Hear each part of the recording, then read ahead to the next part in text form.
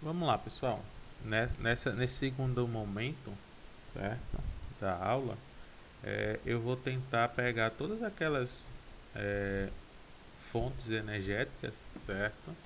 E vou tentar mostrar para vocês impactos ambientais que eles podem ocasionar, né? O porquê desses impactos e possíveis soluções, né? Para a gente poder ter uma visão bem ampla em relação a cada um deles. Então vamos lá. A gente precisa compreender, né, antes de qualquer coisa, é que essa energia ela está presente no nosso cotidiano, certo?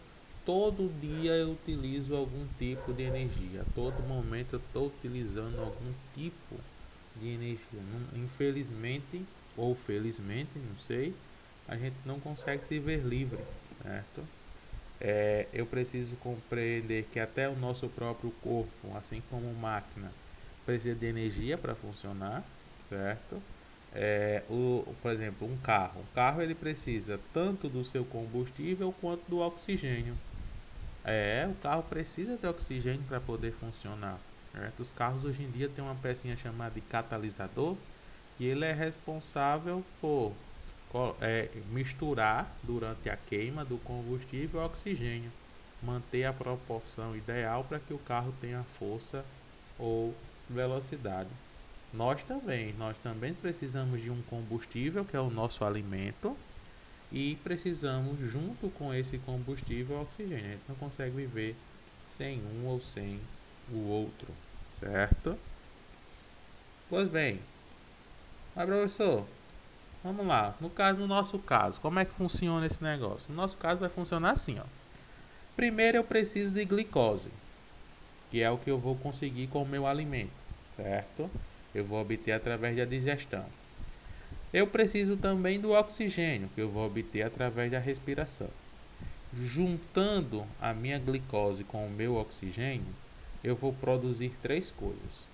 Eu vou produzir gás carbônico e água, que eu libero na respiração.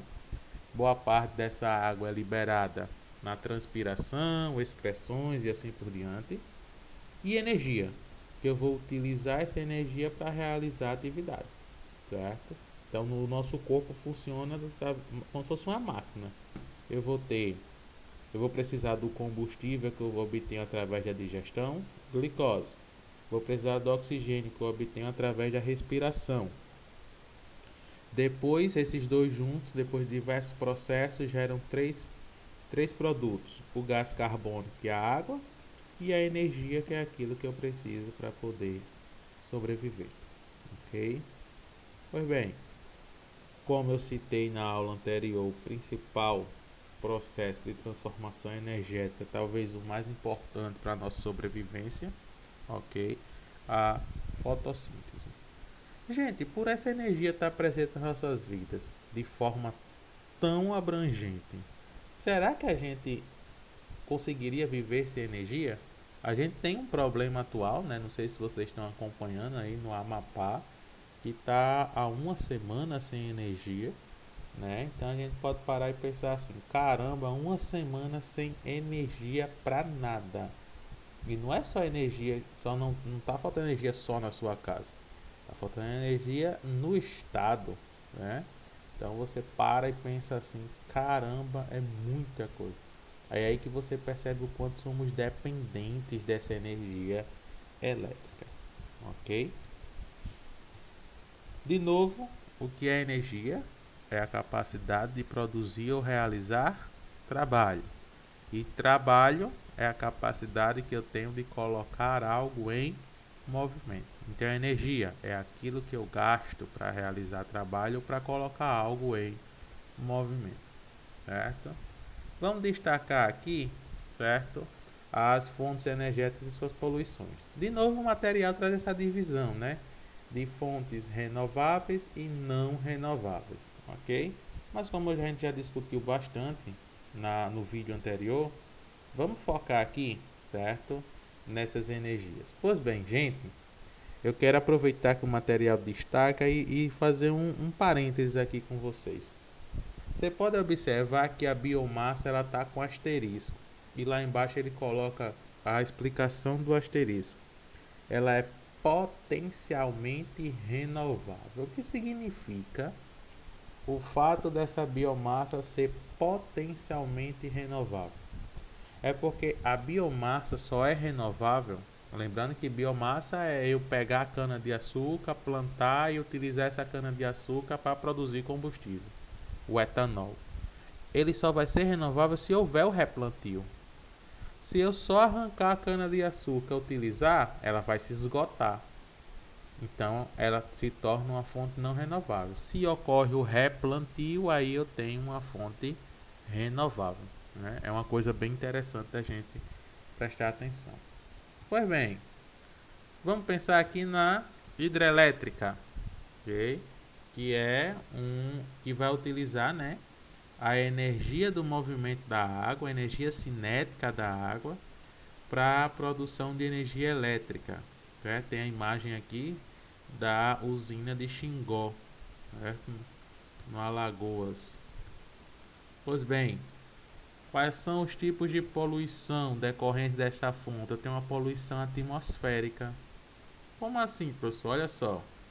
Devido ao fato de eu precisar alagar uma grande quantidade de área verde, certo? Vocês sabem que para eu estocar água eu preciso botar em algum lugar. Eu crio uma barragem, essa barragem simplesmente impede a passagem da água. A água começa a se acumular e isso vai fazer com que uma grande área verde seja alagada.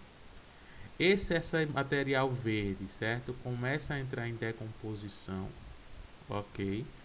Cria-se uma proliferação de águas e material carreado dos rios. O que é que vai acontecer? Esse material submerso, certo? Esse material vegetal submerso vai fazer com que ocorra um aumento na emissão de gases do efeito estufa, como metano, gás carbônico e óxido nitroso. Então, professor, é planta só porque está debaixo d'água? É como se ela fosse apodrecendo, por ela não conseguir fazer fotossíntese, ela vai apodrecendo e ela vai emitindo esse tipo de gás. Qual seria uma possível solução? Primeiro eu preciso fazer um monitoramento. Preciso monitorar, certo? Passo a passo da construção dessa barragem. Eu preciso de uma biorremediação. Qual seria essa biorremediação? Eu teria que fazer uma compensação da emissão pela absorção de CO2. Como assim? Pensa aqui comigo. Para eu poder construir essa usina hidrelétrica, eu tive que alagar 50 quilômetros quadrados de vegetação. Então, qual seria a biorremediação ideal? É que eu plantasse em torno dessa usina 50 metros quadrados de vegetação. Porque aí todo o CO2 que vai ser emitido por essa vegetação que está apodrecendo debaixo d'água, ele vai começar a ser absorvido pela vegetação que eu plantei. E aí ocorre uma compensação, certo? Eu estraguei, mas aí eu estou plantando que é para ele poder corrigir o estrago que eu fiz, certo? Então, essa é o tipo de energia que a gente vai ver. Eólica, certo? Quais seriam os impactos trazidos pela energia eólica?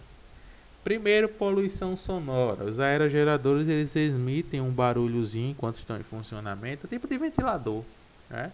O ventilador não faz aquele barulhinho, né? O aerogerador ele acaba fazendo um barulho semelhante, certo? E poluição visual.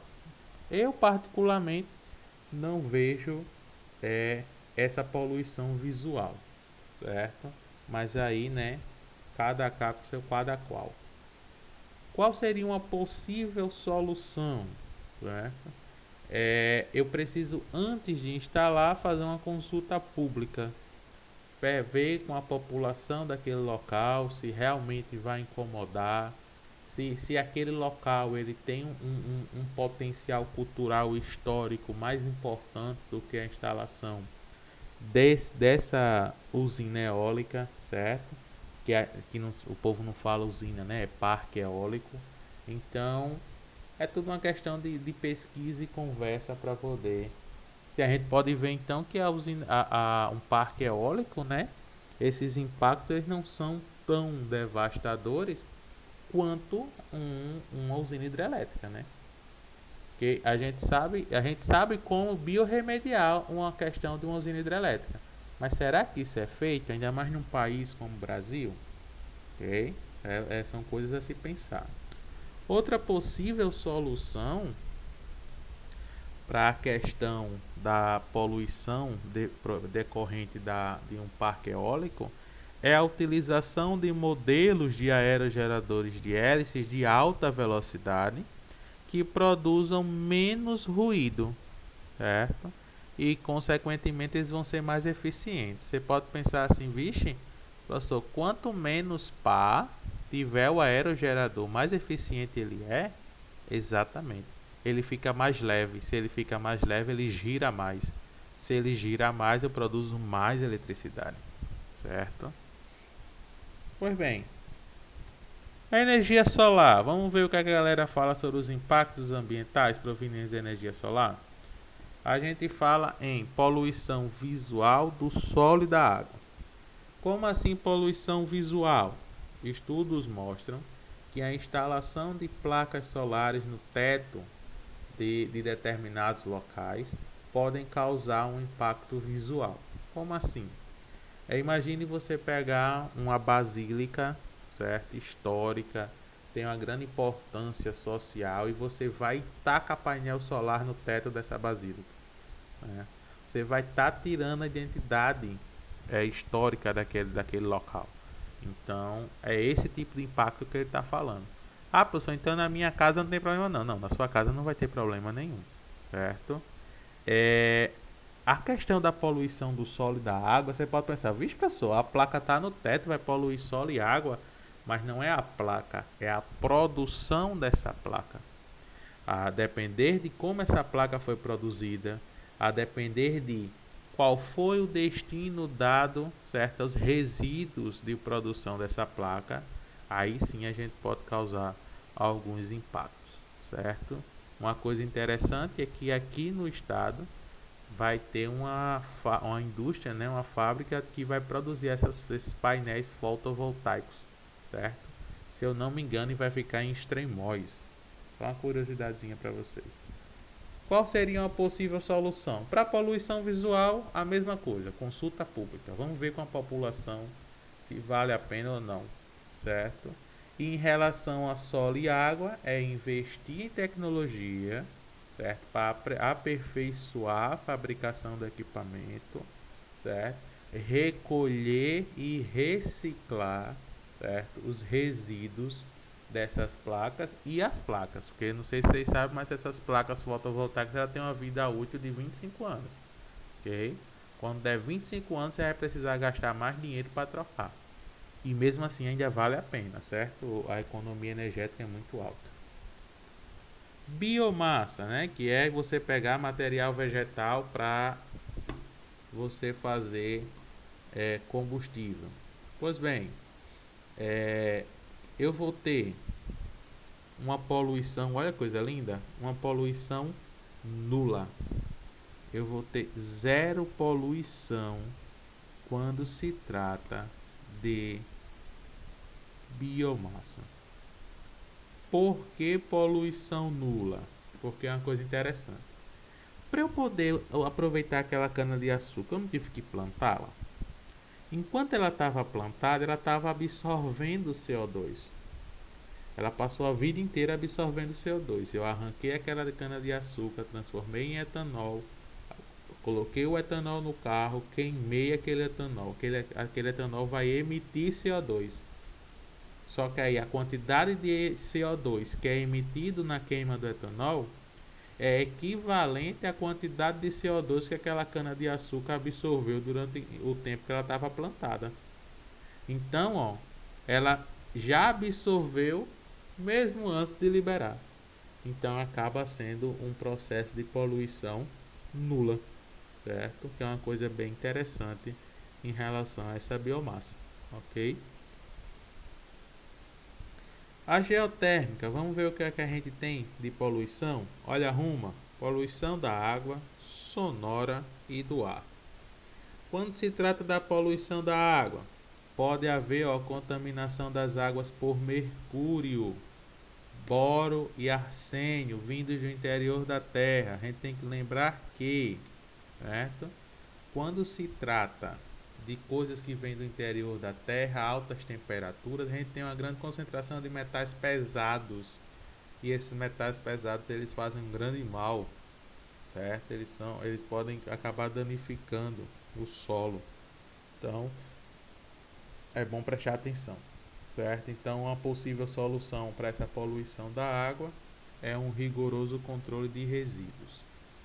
Poluição sonora, para eu poder aproveitar aqueles geysers, né, que é aqueles vapores de água que vem do solo, eu preciso perfurar. E como eu tenho o tempo todo, eu vou o tempo todo descobrindo novos locais, certo? Para cada local novo, uma perfuração nova. Então a galera diz que a poluição sonora acaba causando isso.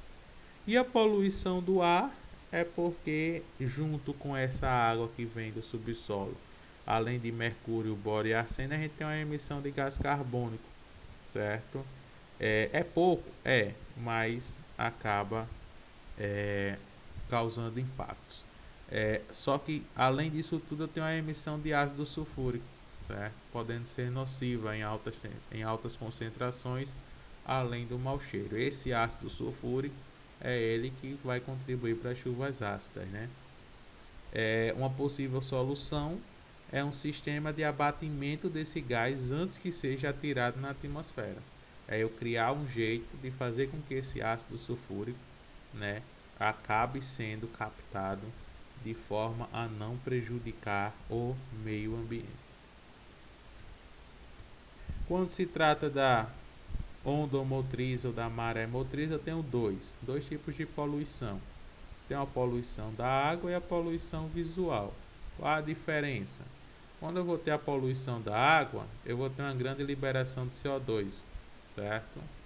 E a poluição visual é porque imagine só você estar na praia e ter uma barreira desse tamanho aqui, ó, para poder aproveitar. Então ele causa um impacto visual muito grande, certo?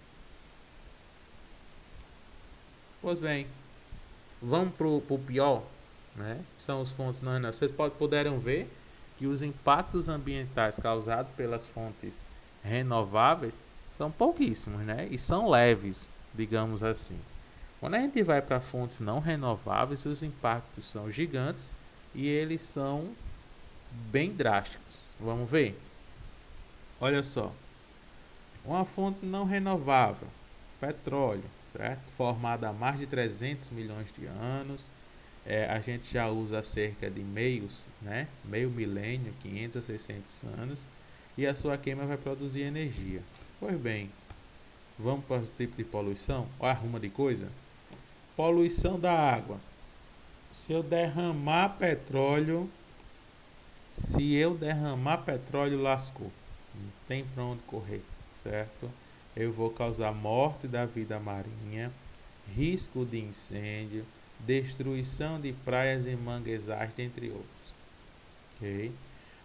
Só um parênteses. Essa poluição da água só ocorre se houver derramamento. Não teve derramamento, não teve poluição da água, certo? Então, uma solução é eu ter um rigoroso controle de resíduos, certo? E dos riscos de vazamento.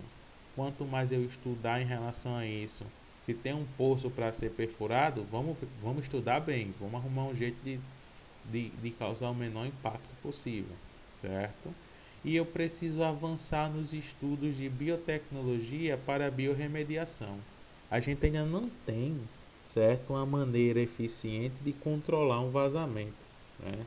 A gente ainda não conseguiu chegar a esse ponto. A poluição atmosférica, né, é a pior, que ocorre querendo ou não. Como esse combustível ele vai ter que ser queimado, certo? Tanto nos automóveis quanto nas indústrias, né, na agricultura, enfim. Ele vai causar problemas respiratórios, chuva ácida, agravamento do aquecimento global, certo? Elevação das temperaturas locais, ilhas de calor, enfim, é só uma desgraça atrás da outra, ok? Como é que eu posso diminuir esses impactos?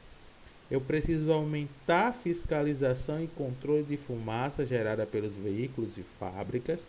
Eu não sei se vocês sabem, mas todo veículo ele tem uma taxa, certo, a cumprir. Se ele passa daquela porcentagem de emissão de poluente, o veículo precisa ser reformado. Eu preciso usar filtros, certo, nos veículos e nas fábricas para absorver mais essa poluição e emitir o ar mais limpo possível. Eu preciso utilizar transportes não poluentes, adotar a carona solidária. Se vai 5 pessoas sair, uma em cada carro, deixa 4 carros em casa e sai só um. Maior uso de transporte coletivo e assim por diante. Ok? Pois bem, vamos lá. O gás natural. O que é que eu posso destacar aqui desse gás natural? É simplesmente poluição visual. Certo? O gás natural, durante sua queima, ele emite pouquíssimos poluentes, mas o principal é a poluição visual, devido às tubulações quando impostas. Eu não encaro isso daqui como uma poluição, sinceramente. Não é porque um cano está passando ali que vai tornar um local feio, né? Mas enfim. Carvão mineral, né? Carvão mineral é uma desgraça. Carvão mineral, quando ele vai causar uma poluição atmosférica, olha só. Tem a liberação de gases de efeito estufa, aquecimento do microclima e lançamento no ar de partículas sólidas, certo? O carvão mineral ele é triste, pessoal, triste. Se você for pegar a época da Revolução Industrial, muitas pessoas morreram por problemas respiratórios causados pela queima do carvão, certo? Possível solução: lavar o carvão, certo? Para separar o carvão das impurezas, porque quando eu vou extrair o carvão, ele não vem só o carvão mineral puro, né? Ele traz alguns materiais junto com ele. Técnicas de remoção de dióxido de enxofre, né? Que é um dos que causam a chuva ácida, e utilizar filtros. Quando se trata de poluição de água e do solo, aí eu vou ter a presença de pirita, que é extraída junto com o mesmo e quando em contato com a água e oxigênio se transforma-se em ácido sulfúrico. Ácido sulfúrico não é legal, né? Como eu posso diminuir essa poluição, né? Como eu posso solucionar? Eu preciso investir, né, nas técnicas de tratamento correto das águas utilizadas na extração. Não sei se vocês sabem, mas para eu extrair carvão, eu utilizo água, certo? A água está sempre presente ali. Então eu preciso arrumar um jeito de reaproveitar essa água, né, para ela não ficar poluída. E isolar o material tóxico. Ok? A energia nuclear, pessoal, né, eu disse a vocês já que utiliza o urânio, ela é show. Porque ela só vai ter poluição se houver vazamento. Não teve vazamento, não tem poluição. Agora, vazou, corre negada, certo? Olha só, em caso de vazamento, o que é que vai acontecer tanto? Eu vou poluir a atmosfera, água e solo. Eu torno o local inabitável, ok? Pois bem, pessoal, por hoje é só. Tem atividade para vocês, né? Lá no Google Sala de Aula. Um abraço e até a próxima.